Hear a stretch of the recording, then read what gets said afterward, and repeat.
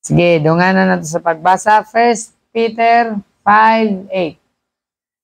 Sige, tanawa para magbasa tadungan.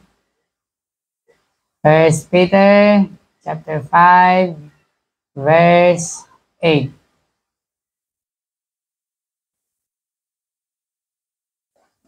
Sige, basa tatanan. Dunganan na to. Be sober. Ready? Verse number 8. All together now. Basa. Be sober. Be vigilant. Because your adversary, the devil, roaring lion, walketh about, seeking whom he may devour. May God bless his holy word. Let's pray. Amahan nga labing kamahanan, Ginoo, salamat sa imong mga pulong, among gibasa karon nga gabi. Thank you, Lord, sa imong gihatag nga kahigayonan nga makapamalandong no sabtay sa imong pulong. Kung ginampo amahan, please ikaw Ginoo mag-open sa among kasing-kasing, huna-huna og sa labutan nga masabtan ang imong pulong sa simple nga pamaagi. Gamit amahan imong alagad pagsaysay niini hatagi usab ako Ginoo kaalam. Sa akong kaugalingon, Lord, limitado kayo akong kaalam. O sa Ginoo, nangayon ni kanimo o kaalam nga masabtan ang imong pulong Ginoo sa sayon nga pamaagi. Giyahi kami sa among pagtuon niini. Tagi mi og kaalam sa pangalan ni Jesus. Amen. Nandito sa 1 Peter chapter 5 verse number 8, the Bible says, be sober. Be vigilant. Why? Because your adversary, the devil, magbantay ta, magmaabdik ta, kaya ang atong kaaway, kinsa atong kaaway? The devil. O niya, ingon sa Biblia, kinsa maning devil? As a roaring lion. Ang yawa, mura siya og, unsa nang roaring lion? Nagangulob nga leon. Walketh about. Mano yung trabaho o? Nagangulob siya. Nagalakaw-lakaw siya, seeking whom he may devour. Og nagapangita siya kinsay iyahang matukob. So karon nga gabi ingon sa Bible, ang yawa, asa dapit ang yawa? Ingon sa Biblia, mura siya og leon nga nagangulob. Naara siya dinhi. Naglibot-libot siya. Nagapangita ang yawa kinsay iyahang tukbon. Sa atong panimbahon karon, samtang nagwali ko dinhi, ang yawa nara po dinhi sa atong palibot. Ingon sa Bible, nagunsa siya? Naglibot-libot siya, nangita siya kinsay iyahang matukob. Mao na nga magbantay mo kay ang yawa naa dinhi sa palibot. Nagapangita siya kinsay iyahang tukbon. Mao na nga during sa pagwali, dapat dili mo magsaba, dili mo mag-istorya. Kaya ang yawa, mangita po na siya pamaagi. Mag-istorya mo. Kaya para dili mo makadungog sa pulong sa Ginoo, magbantay gid mo. Kaya ang yawa, bright kayo.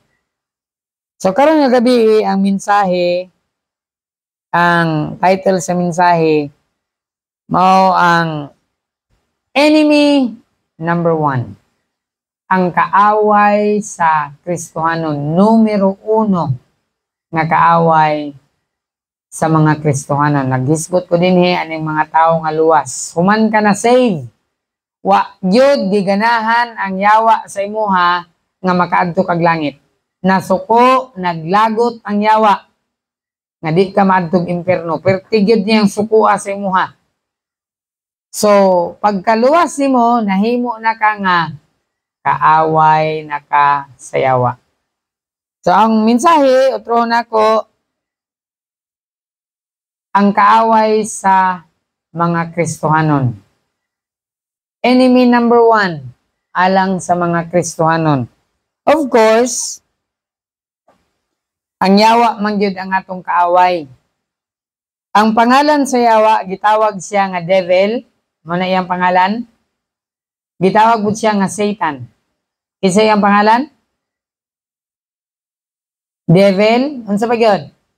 Satan. Gitawag po siya nga beast. Mananap. Gitawag po di siya nga the wicked one. Ang usa nga grabe kadautan. Mao na iyang pangalan. Devil, Satan, Beast, the Wicked One. Gitawag po din siya nga the Deceiver, ang tikasan, ang limbungan, ang maro. Kaning yawa, gitawag siya the Deceiver.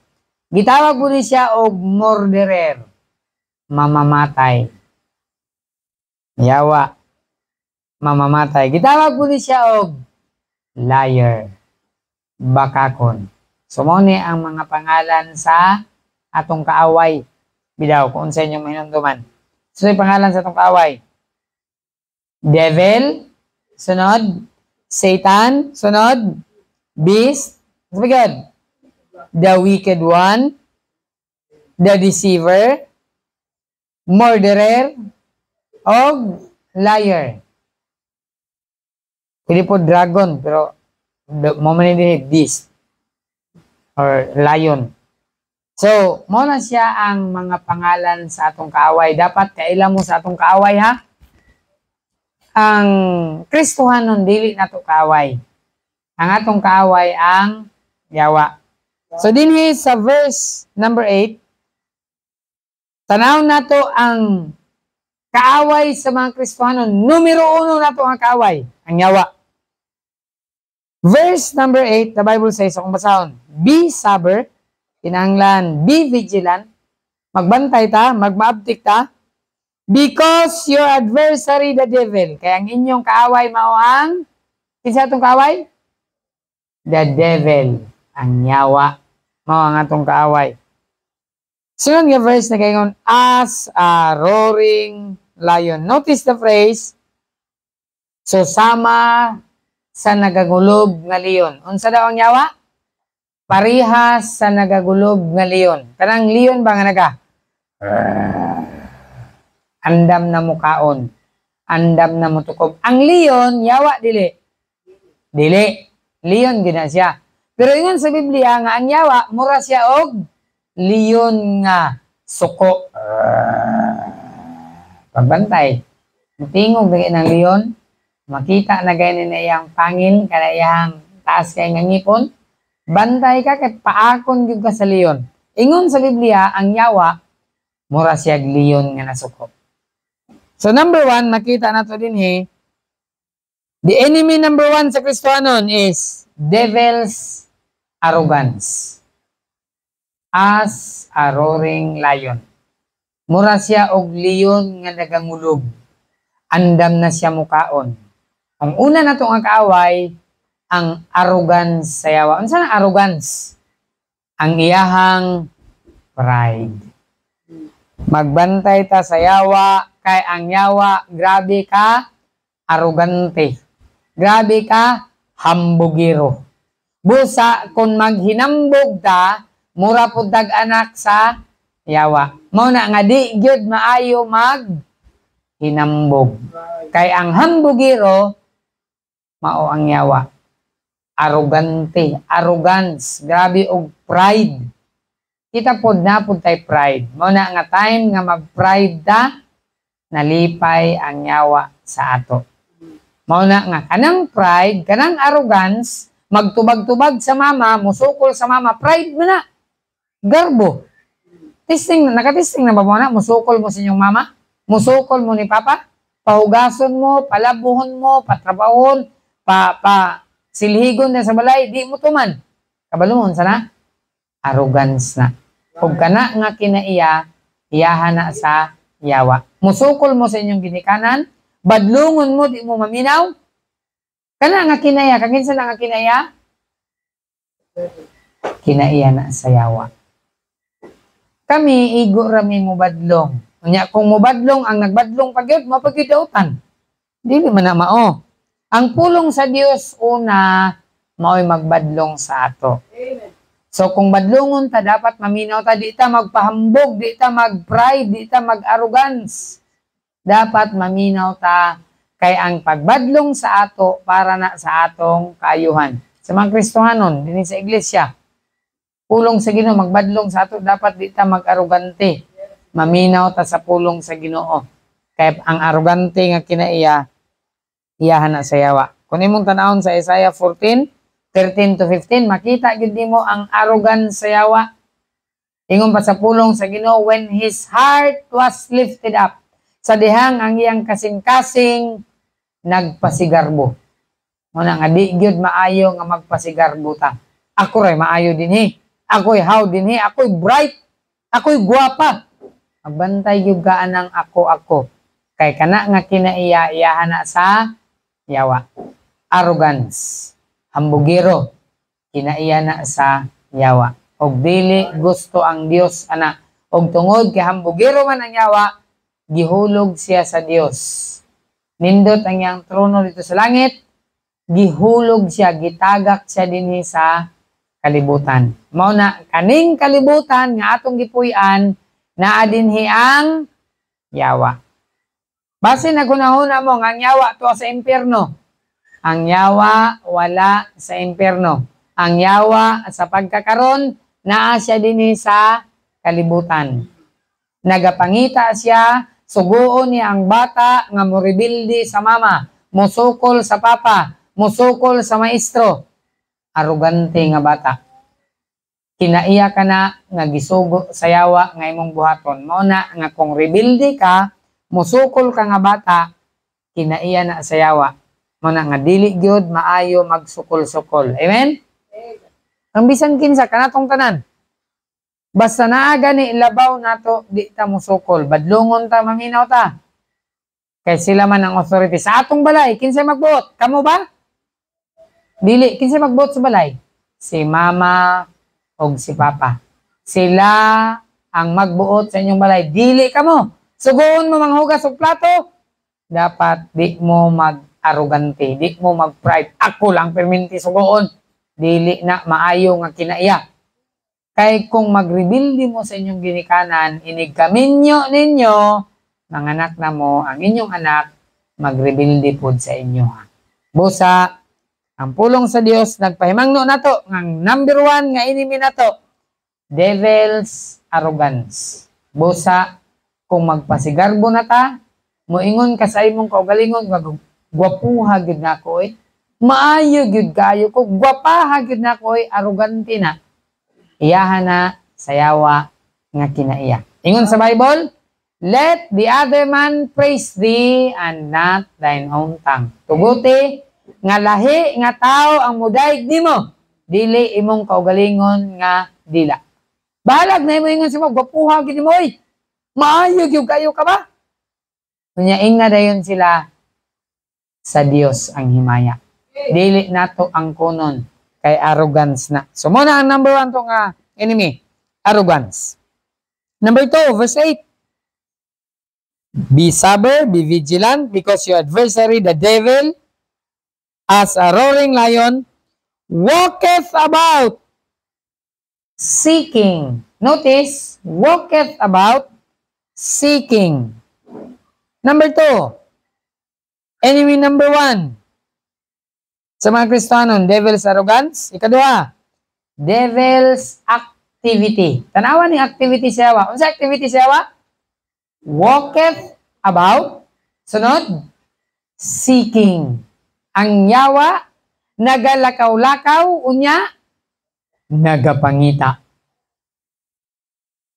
Mauna nga dapat sa ato, panahon nga ting uli na sa balay, di na maglakaw-lakaw. Kay kana nga activity, kana maglakaw-lakaw, activity na sa yawa. Gawas na naglakaw-lakaw ka, kay nangabig kagalag, sulti ka sa pulong sa Ginoo, ayo na. Pero kung naglakaw-lakaw ka, gapangita lang kag chismis, gapangita lang ka og marites, trabaho na sa yawa, activity na sa yawa. Ang activity sa yawa, walk it about and then seeking. Nagalakaw-lakaw siya, unya nagapangita siya. Muna nga magbantay ka, asa ka mo lakaw, o asa ka mo adto. Kay kung di ka magbantay, matingala na lang ka la. Nganong naabot man ko din he? Nganong naaman ko dire? Dili ko gusto dire. Pero naabot ka dito, kay mauna ang trabaho sa yawa. Palakwon kaniya kung asa kaniya dadon. Matingala na lang ko, kulabot. No, naabot man ko dito. gihatod ka sa yawa dito kay gusto sa yawa maapil ka paghimo og dautan. So mo ni ang activity sa yawa, nagalakaw-lakaw, nagapangita. So magbantay gyud ta sa atong activity. Unsay mga activity sa church, we should get involved. Kristohanon, amen? Kay kung dili ka mag-busy, mag-get involved sa activity sa church, di na lang nimo mamalayan na involved na ka sa activity sa yawa. Pero kung busy ka sa activity sa iglesia, busy ka sa activity sa Ginoo, walay panahon ang yawa mudani nimo sa iyahang activity. Amen? So Kristohanon, be busy sa activity nga para sa Ginoo. Kaya kung dili ka busy sa Ginoo, himuon ka sa yawa nga ma-involve ka sa iyahang activity. Number 3, mo ni ang ato ang enemy number 1 sa Kristohanon. Devil's arrogance, devil's activity. Number 3, seeking whom he may devour. Notice, whom he may devour. Ang yawa, mutukob yun. Ang yawa, unsa nang devour? Mutulon, mukaon, mulamoy.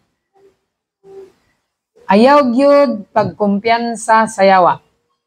Abi nimo og paggamit nimo sa computer imo lang nang yaga-yagaan. Kanang computer pwede na mutukob nimo. Pwede na imong cellphone, pwede na mulamoy nimo, tunlon ka sa imong cellphone. Di ka makasimba ini ka Domingo. Kay gitukob na ka sa yawa. Gamit ang TV, gamit ang cellphone, gamit ang, unsa pay gamiton sa yawa? Pwede gamiton sa yawa, bisan ang dula. Pwede na gamiton sa yawa, bisan ang eskwelahan. Di ka na makasimba ini ka Domingo. Tukbon ka sa yawa, gamit ang eskwelahan. Mauna, ikatulo ang devil's agenda. Enemy number 1 sa Kristohanon, devil's arrogance, devil's activity, and devil's agenda. Ang agenda sa yawa, daghan kaayo. Inig ka Domingo, imbis padulong kag simbahan, danihon ka sa yawa. Ayaw adto og simbahan kay naa kay performance task. Daghan dili makasimba inig ka Domingo kay nag-performance task. Agenda sa yawa, itunong niya og Domingo ang performance task. Agenda na sa yawa, abi nimo agenda na sa Ginoo. Ang eskwelahan maayo, pero naaray adlaw nga para sa eskwelahan. Nakahinundo mo nga ang DepEd, ang head sa DepEd, ginabawal ang assignment kay para na time sa family. Pero mo na nga time, si Briones, bawal maghatag og assignment sa bata kay ang time nga para sa family gamiton sa assignment. May pa in town ng head sa DepEd. Nakahiring pa siya nga, uy, ang time sa pamilya, gikuha na sa eskwelahan. Pero ang yawa, perting brighta. Hasta ang adlaw nga Domingo, iyahang kuhaon. Nga moadto kag eskwelahan, bisan ang adlaw nga Domingo, iya sa Ginoo, Lunes, Martes, Miyerkules, Huwebes, Biyernes, 5 ka adlaw to kag eskwelahan. Apilon pag yung Sabado, to kag eskwelahan. Hasta pag yung Domingo. Mga Kristohanon, mga bata, ayaw mo pagpalimbong sa agenda sa yawa. It should be una ang simbahan. Amen? Amen. Dili kay unahon ninyo inyong agenda. Unahon ninyo inyong eskwelahan. Unahon ninyo inyong trabaho. Unahon ninyo inyong dula. Unahon ninyo. Unsa ba inyong unahon? Ipolahira nato ng Ginoo. Bitaw, okay pa ron, abtik pa ka. Moabot ang panahon nga ang Ginoo maningil na sa imuha. Basin, masakit ka, hatagan ka sinong sakit, di na ka niya ipalakaw, kay sige ra kaglakaw, hasta Domingo, imo nang apilon. Mao na ang agenda sa yawa, i-apil niya ang adlaw nga Domingo, nga di ka makasimba. Kristohanon, ayaw mo pagpalimbong sa yawa. Kaya ang yawa, grabe ang iyang arrogance. Unya, kung walihan ka mo yung naka, kung sila abot pastor, di ko mo simba. Arrogante gud kayong yawa. Tudluan jud kaniya nga magrebuild. Pero dili si pastor ang nagsulti ani. Ang pulong sa Ginoo nagtudlo sa ato. Amen? Arrogante ang yawa. Activity. Perting daghan na activity ang yawa. Allah. Adtog SM, ligog dagat, daghan kay activity. Pero yung daghan na activity sa yawa. Agenda sa yawa, nisamot. Mao na dapat ang adlaw nga Domingo igahin nato para sa Ginoo. Amen? Ayaw pagpalimbong sa agenda sa yawa. Kay ang yawa limbungan. Amen? Ang yawa tikasan. The Bible says, "For we are not ignorant of his devices." Pero malimbungan pa gyud tayo. Nga di naman ta ignorante. Di na ta ignorante sa trabaho sa yawa. May God bless His holy word. Mag-awit ta, one song. Faith, please. Page number.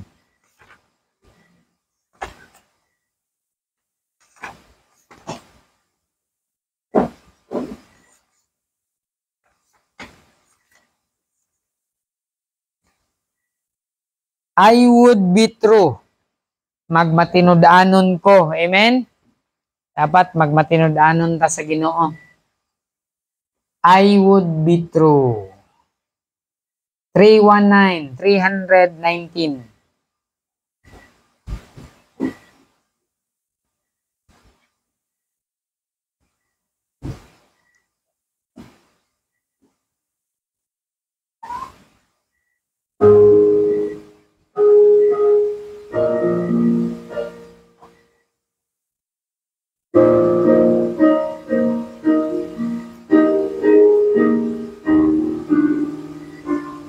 Verse number 1, sing. Wait sa. I would be true. Ready? I would be true, for there are those who trust me. I would be pure, for there are those who care. I would be strong, for they must suffer. I would be brave, for there is much to dare. I would be brave, for there is much to dare. Verse 2. I would be friend for all the foes, the friendless. I would be giving and get the gift. I would be humble, for I know weakness.